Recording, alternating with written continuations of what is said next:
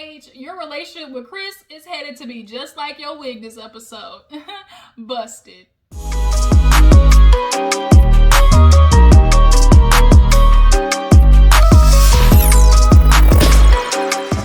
Y'all, what's up? What's up? Your girl G here. Welcome back to my channel. We are right back at it like a smack at it. Okay, we're gonna knock out these videos before I head off to Dallas for the Super Bowl party at my sister's house. But we gotta talk about Married at First Sight. Y'all, this episode, it is just revealing that Chris, throw him away. Trash, garbage, just, I can't. And Paige is literally going to be the type of woman that is so focused on the story that she's not reading the pages of the book that's right in front of her, okay? But we're going to definitely break it down. But before we do, if you are new to your girl's channel, make sure you're hitting that subscribe button so you can become a member of the Juice Box crew. Okay, how are my Jujus doing out there this evening? I hope you guys are doing okay. And you know, I really just want to let you know, you guys, okay, your girl's over here moving on the up and up, all right? So we got to make sure this channel is growing. Got to hit that 2K mark so I can do a special giveaway for one of you guys, all right? So I can show you a little bit of appreciation for rocking with your girl since day one, all right? But let's go ahead and get into this this review of Married at First Sight because it's a lot. It's a lot, okay? So let's open up with, let's go ahead and get Haley and Jacob out the way because them hoes is boring. Y'all, Haley and Jacob, when their scenes come on, especially with Jacob, I'm not gonna lie, the coochie dry up. Like, when I tell you just dry like a powder house, like the desert, like dry, okay? I can't with Jacob. I'm just waiting for the moment that his personality just like comes out. And it slightly did towards the end when they was getting ready for the honeymoon. You know, he had his little graphic tees and making his little one-off jokes. But y'all, I'm sorry. I'm just starting to feel like he doesn't have it in him. And Haley, I can tell, is trying. She's trying to like give him the benefit of the doubt. But he's just so... He talk about the same 3 damn topics the whole time. His house, his sauna, and his steak and eggs. Like, I just can't. I can't. So they wake up, obviously wasn't shit going on between them. They definitely wasn't knocking down boots this episode. And they go down to talk to parents, and Jacob talks to her family, she talks to his. Her talking to his parents, like, his parents, they old. Like, they so ready for their son to get a wife so they can hurry up and have some grandkids. Because they clearly 1 foot on a banana peel, okay? And she's asking, you know, questions. And they basically tell her he was a good kid growing up. Basically didn't have no edge. Didn't really have friends like that. Was a loner. You know, the teacher joked that he was 5 going on 85. And that right there scares me, okay? He's very introverted. You know, I'm just waiting for the moment. Like, get him drunk maybe. He'll just surprise me. But... for right now, Jacob is just, ooh, my coochie just dropped looking at him. Just looking at him on the TV just makes me cross my legs, okay? So we get to him talking to the parents, and here he go repeating the same shit. Oh, I got my house, I put a sauna, it's like my own little vacation in the back. And the mom is like, I feel like this is deja vu. And it was, because you told her that damn story at the wedding. So she's just sitting there nodding like, yeah, okay, yeah, I see it. Like, she showed him the phone. He looking like this and everything. And he's like, so yeah. And, you know, as they talk about steak once again, the dad's like, she cooking mean steak. And he's like, of course, I love to eat steak and eggs. And it's like, oh, my God, Jacob. Maybe you shouldn't have married Haley. Maybe you should have married you a piece of steak and 2 sunny side up eggs. Because this shit is ridiculous. So they go back to talk to each other, and they basically tell each other, you know, what they learned. And Jacob learns that she cooks a mean steak. And he's like, yeah, you know, it's good because I'm going to go to the doctor, get my biomechanisms checked out and everything. And, you know, I'm just on this diet. And so Haley's kind of like, she's just like, I'm learning so much about him. Because when they woke up that morning and they were talking about stuff, he just went on and on and on. And Haley, like, and he talks in one tone the whole time, which makes it worse. There's like no inflection of his voice or anything. So it gets very boring listening to Jacob. I'm sorry, it does. But, he learns from the parents that, she is somebody who just needs time to herself. If she feels a certain type of way, just leave her be and, she'll be cool. So that's what went on with them. So next we have Clara and Ryan. They wake up, not a lot, just a little bit of snuggling, but as of right now, they do have a vibe. They are, just they got a little rhythm with each other, and they wake up and they start eating breakfast, and they reveal, or Clara reveals, that she went to like a church college, and she's concerned because Ryan's parents are in ministry. And the way she talked about her college experience is low-key making me feel like something happened there, if y'all can get what I'm alluding to. Because the way she was like, yeah, she kind of paused and she was like, my college experience, like, I was burnt out on it, and I'm just getting a vibe that something happened there that affected her to make her change. Because often, like, people who are in those religious settings, like, stuff happens to them because people like to cloak it in religion. But nonetheless, she goes down there to talk to the parents, and the mom's all about, we were nervous about Ryan and everything, but we just have to believe that, this was God's plan, and we're just going with the flow. And every time they hear the parents talk about Clara hears, God's name, she kind of freaks out and and twitches and has an anxiety attack. And they prayed, and she just kind of looking around while they prayed over the food, and she's asking questions about Ryan, and they're kind of like, oh, he's cool. He's particular. And so when she heard particular in your head, that obviously means like they're super anal. They like things their way. So when somebody's particular, you got to be careful with that. She said something about, the mom said something about,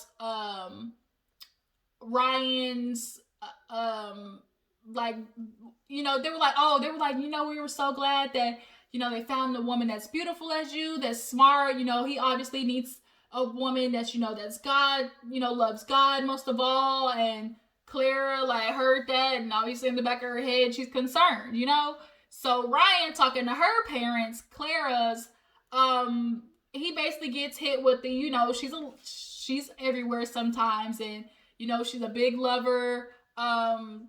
She's a type of person that doesn't know necessarily how to handle conflict, possibly because of her parents.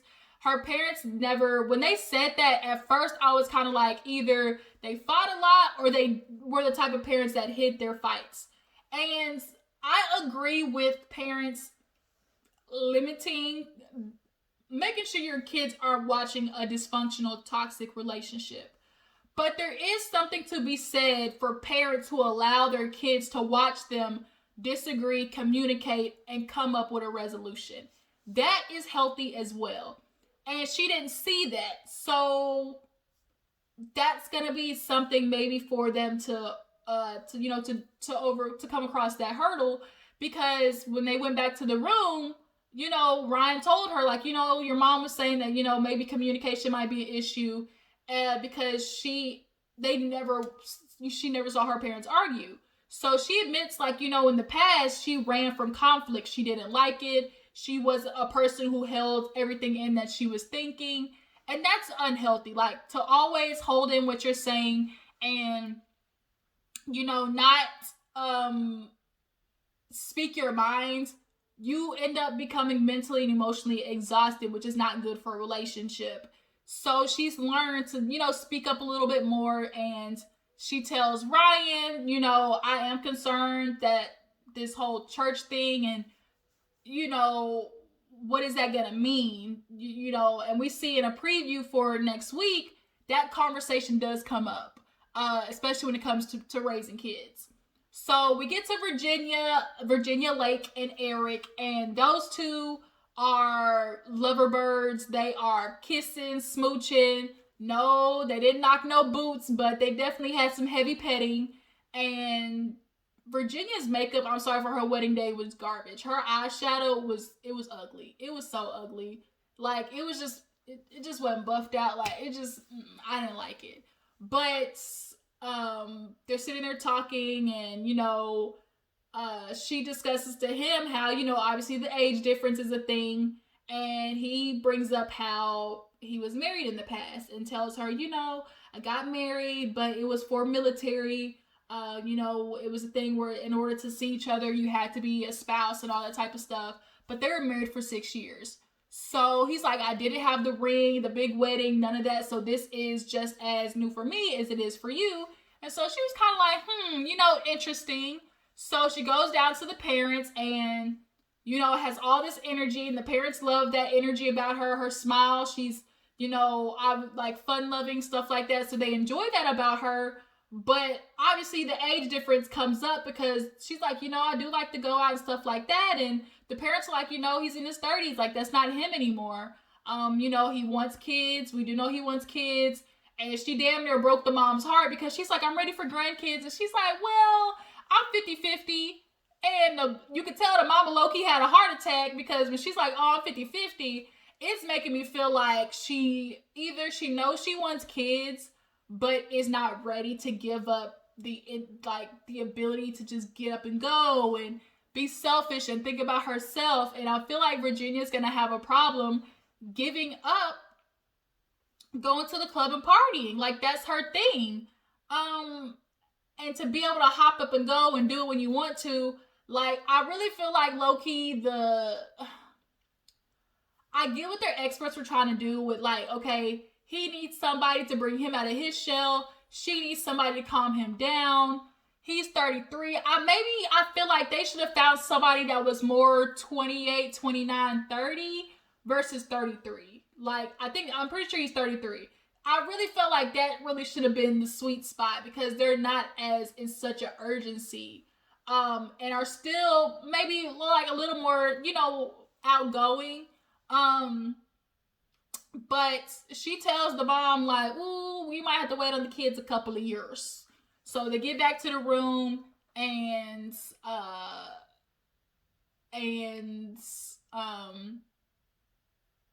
she talks to Eric about, the conversation with the parents. And she's like, your mom did say that, kids were in the picture. He's like, obviously, that's something I do want. I know I want kids. And she's like, well, I told her I'm kind of 50-50 on it. And, to wait a couple of years. But, it's definitely a conversation. And she asked him about how does he feel about the age difference. And, obviously with her still being in her prime of going out, he had to let her know, bitch, back in the day, I was doing my thing in college. I get it. I understand. But obviously I grew out of that. But as long as we can keep a healthy balance of, you having your time to go out and dialing back to compromise. Instead of going out 5 days a week, maybe go out 3. But I really feel like Virginia's going to have a hard time doing that. But I do feel like there's a bonus with him being a pilot because the mom said being a pilot's wife is hard. You only see them, 3 or 4 days out of the week. And for her, that's good because those days she can go out and party, get out her system.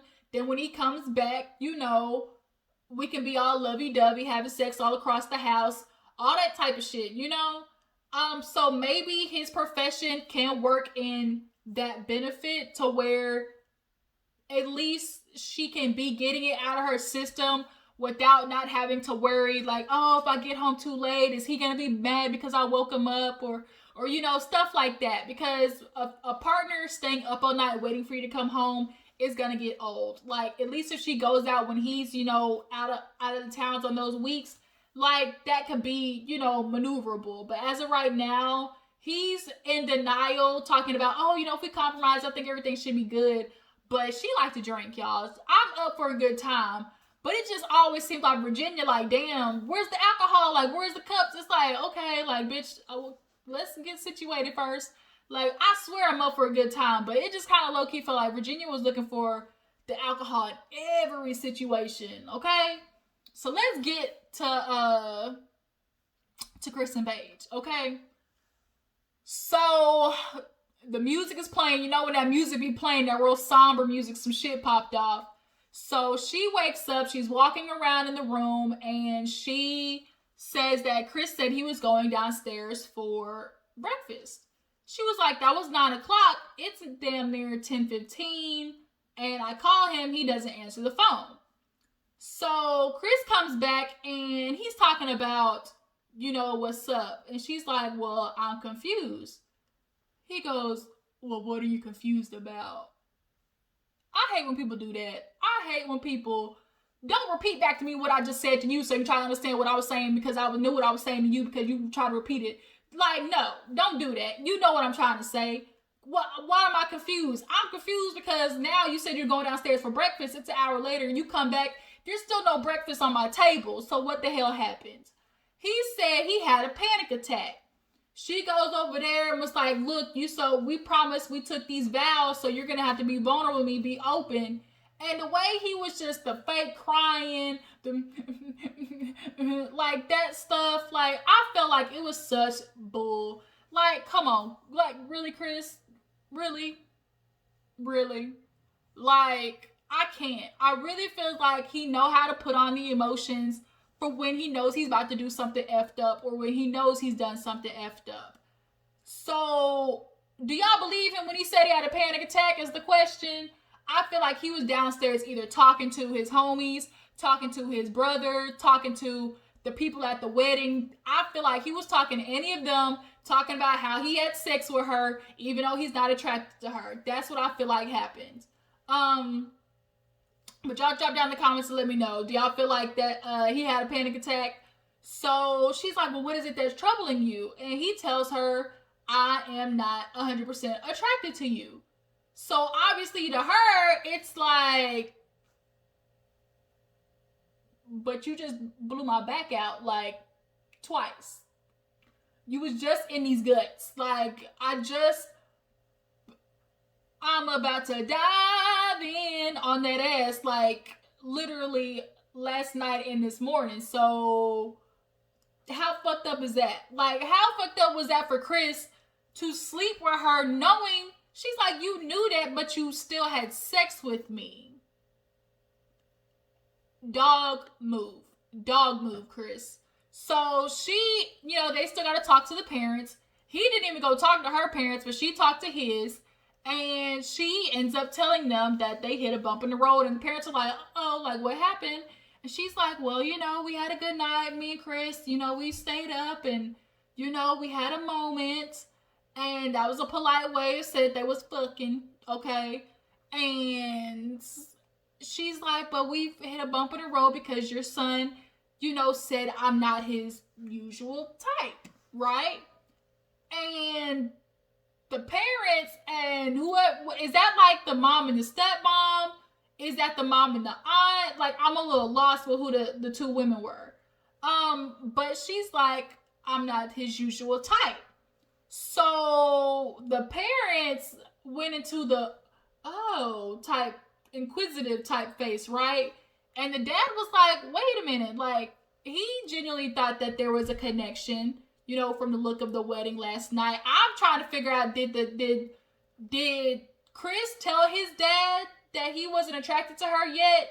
Because the way the dad was acting was as if, he was shocked. So I don't know if he was just putting on or if he genuinely didn't know.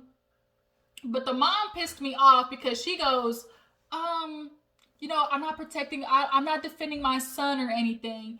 And when somebody does that, that means they're about to say some bull. I'm not defending like my son or anything, but some people handle things differently. What do you mean by that? What do you mean about handling not being attracted to somebody, sleeping with them? And she's like, well, no, like, we did it twice, ma'am. And they're like, wait a minute, Paige, you're killing us. But she was being honest and said, we had multiple moments. So I'm confused because your son is having sex with me, but think I'm ugly, okay? So she's like, well, was he drinking? Like, that makes it any better. Like, I can't. But then the dad wants to be like, oh, I really enjoy Paige, but I'm also glad that I raised my son to be honest and, tell the truth up front. And it's like, this why Chris think he's so high and mighty. Like, I don't understand. So Paige, you can tell, kind of is like looking at all them because they start buffing her up, talking about, "Oh, you're gorgeous. Like you're beautiful. Like I mean, we really think you're a good match for Chris." Like, and I kind of low key feel like when she said, "I'm not his usual type," I think they knew what she meant. I think they knew. They know what his previous girlfriends have looked like, and my guess is caramel, yellow bone, slim thick. Because remember he said trophy wife, right? Paige isn't a normal trophy wife. I feel like he want one of them, Selena, Powell with some girls, Larsa Pippen type IG bitches. That's what I feel like he want. Um, so they get back upstairs. Oh no, Chris ends up talking to his parents, and they tell him how Paige filled them in on them having sex and stuff. And Chris was mad because he was like, wait a minute, like, how are you going to tell them about, all of our business like that? Like, that's kind of messed up. I low-key feel like you snitching. Do y'all feel like Paige was snitching by telling the parents? I want to believe that I don't think she was, like, snitching. I genuinely think that she was trying to understand Chris. Because in her head, she really is trying to make this thing a thing. Like, remember, she's all a part of the infinity, the signs, like God's been doing this for them, like this is meant to be for us, like this whole thing. So I do think she wants to try to figure it out with Chris, and that's why she told the parents, and she can talk about sex with them because look how open the dad was, like, with her at the wedding night. He literally was talking about how, my son's gonna need it when he come home from work type shit. So, like, if the dad's talking like that, why would she not be comfortable, repaying that favor in the conversation? But Chris tells them, like, I'm not attracted to her, but I was thinking, maybe if we got intimate, if we had sex, then maybe that would build my attraction. Bullshit. I'm sorry, Chris. Cut the bull. You had sex with her because even though you're not attracted to the face, you was attracted to that ass. And that's basically, my guess is you probably hit it from the bike all night and morning. And that's, I do not believe it was, I'm thinking this will build, build my attraction to her. Because when you said, I saw her pajamas, that made me more attracted. You saw her body in the pajamas. You're attracted to her body, Chris. That's why you so easily can have sex with her. And men do it all the time. They won't be attracted to a female, but they have sex with anything with a hole in it. That's just what it is. So they end up going back and talking, and he hits her with the... Right? And she's like, why are you crying? Nigga wasn't crying. He's like, I just feel disrespected. From Chicago, we don't play the kids, the parents, the spouses. We don't do that. That's disrespect. I'm like, where was the disrespect that he's talking about? I'm just confused. Is it just me? Like, I'm confused. Do y'all feel like she disrespected him? Like, I feel lost. So, she's just like, I'm talking to, like, my guy friends. Like, she's really trying to figure this out. She talked to her guy friends. He's like, now you telling everybody our business. Cut the crap, because we all know when after you get busy with somebody, you're telling your friends how it was. You're telling your friends about the experience. Chris, don't sit there and say that you didn't go tell your cousins and your brothers about having sex with her. Cut the bull, because at the wedding, they vehemently were talking about her shape. Man, you see the way she shaped, da-da-da-da. So y'all had that type of rapport with each other. So she's like telling about, like, I'm talking to my guy friends and they're all confused. Because as guys, they know I'm not attracted to you. Either we not doing nothing, or I'm just doing it because you got, it's one of them things where they call it butterface. I feel like Paige is but her face. Butterface, but her face. It's everything but her face, okay? That's the situation. So they end up kind of having a tense moment because she's like, it seems like there's a lot of problems with you. So he gets up, walks away. They make it down the hallway, and she's just kind of like, I just can't even believe this. Like, Chris, he's like, I didn't disrespect you. She's like, to you. He's like, oh, what are you talking about? I know I didn't disrespect you. And once again, she had to reiterate, to you. Chris, how are you not understanding that it could come across offensive and disrespectful, the fact that you now want to wait till after we have sex to then say you're not attracted to me? Like, you're playing games. You're playing games. And Paige, I feel like she low-key had sex with him thinking that that was gonna, like, I don't know, make him more interested. You know how women are, where you feel, because remember she said there was a disconnect at the wedding. She said that. She's like, I feel like there's a disconnection. I feel like, you know, I don't know, I'm just not feeling right about it. So your gut would speak, girl, your intuition, that woman's intuition, better start listening to that woman's intuition. And I felt like she knew that. I really felt like low-key, like, she wanted to give it to him in hopes that would, I don't know. I don't know. But nonetheless, they split. You know, she go gets her hair done, comes back, and they talk it out. And her hair look cute. I'm sorry, that wig she had on, busted. Okay, it was not looking good in none of them scenes. It was looking bad. But he tells her, oh, you know, I was kind of coming off like an asshole. I need to apologize. You know, the way she talks is like she's just so hopeful. Like, oh, you know, I just want to trust the experts and you know what God has in store for us. Like, I need to figure out the why, and me and Chris really can have something. All he keeps saying is, on paper, we're good. On paper, we're good. And it's like, she is the woman you need. You said that she's not the one I want, but the one I need. She probably is. But are you the one that Paige needs? Because he's going to be playing on her emotions a lot. I feel like her emotions and insecurities a lot. But they end up, you know, fixing it up and, you know, saying that they're going to go on the honeymoon and do better. So we get to Brianna and Vincent, and they vibing, okay? They really are vibing. She likes him, you know, Dominican Poppy Drake, and Dominican Poppy Drake, okay? And she talks to the parents, and Brianna, you know, she's cool with the cousin. The cousin's like, look, that's like my brother, but I'm gonna let you know, he works a lot, and when he gets upset, you might want to watch him. For Brianna's parents, they basically were just being protective of her, just kind of letting her know, like, you better be the protector and provider, you know. And he explains how he had a girlfriend and she wasn't supportive of him going into business for himself, and that's what really hurts. That's important to him.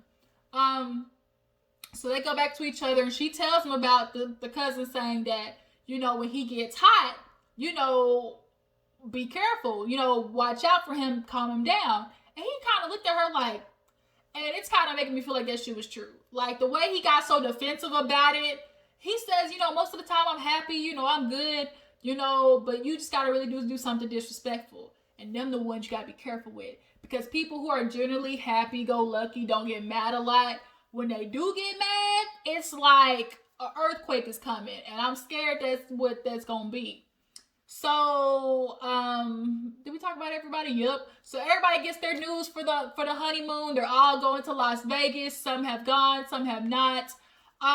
Virginia, she's definitely loving this moment. So they all meet up, and old dude was talking about how he was trying to pair everybody up, and he said, I got them all wrong. But they all make it to Vegas, and Vincent finds out that his grandmother had a stroke, unfortunately. So he's trying to enjoy this time. It's bittersweet because it's like, dang, I want to be in a good mood to be on this honeymoon, but then, like, I just found out that my grandma had a stroke and I might have to fly back any moment now. But the way Brianna handled it, he felt supportive, and he's like, that's what I wanted a wife for, to be there for me, you know, in times like this. So it was really appreciated, you know, that she was standing there by him. And I wonder if she's going to fly back with him, you know, if something does unfortunately happen to the grandmother. I wonder if that's what she's going to do. Virginia, Eric is starting to look at her a little sideways because he's like, what are you doing? She's like, of course, over there by the damn bar. And it's like, girl, you don't want to make yourself look like that this early on. he kind of like, dang, like really? So they get the champagne toasted up, and what else? Of course, Jacob and Haley take their ass to bed. Clara and Ryan take their behind the bed, and Paige and Chris talk and hit each other with the, oh, you know, I need to figure out why we match together. And Paige is like, you know, God had this in store for us, and I just need to figure out why. And I really feel like she's gonna shoot herself in the foot trying to make this shit work. And it's like, girl, read the signs all over the goddamn road. Like, this is about to be a fail on the experts, you know, part. And they toast to it, and Chris is so determined to convince her that he's really gonna try to work, you know, to figure out why they together. But at the end of the episode, we see the preview for next week, and it looks like Chris gonna get a text message or a call that's gonna change his life. And Brianna and Vincent look like they're doing good, but they're now starting to look like the cracks starting to show between Eric and Miss Virginia Lake. So yeah, this was a pretty good episode of Married at First Sight. I feel like they low-key drug it out with the parents in the morning, all type of shit. But next week we're gonna start, you know, really rolling, because we know the honeymoons is where stuff starts popping off. But yeah, that's pretty much it, you guys. Y'all tell me what's your favorite couple, who you think can make it. What do you think each couple's problems are gonna be? Do you feel like Chris was effed up for not telling Paige he wasn't attracted to her till after? Do y'all feel like she was disrespectful telling the parents about the sex thing? Was trying to like snitch on him? I really feel like Chris knew he fucked up. I really do feel like that. I think like he knew that it was foul that he did that. And the dad, he trying to play to my, oh, don't you hurt her. He don't want other people looking at him sideways because you raised that Negro acting like that, fool. But yeah, you guys, I'm gonna go ahead and get off of here, get something to eat real fast, come back and talk to you guys about growing up hip hop, okay? Appreciate you. Make sure you like this video. Before you go, subscribe to my channel, and I will catch you guys later. Deuces.